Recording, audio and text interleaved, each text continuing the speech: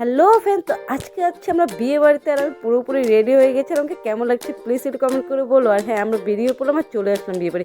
বেশি দূর না, আমার পাশের বাড়িতেই বিয়ে বাড়ি। তো যাই হোক, এই যে আমাদের ম্যাডাম, তো আমার যাই হোক এটা ননদই হবে।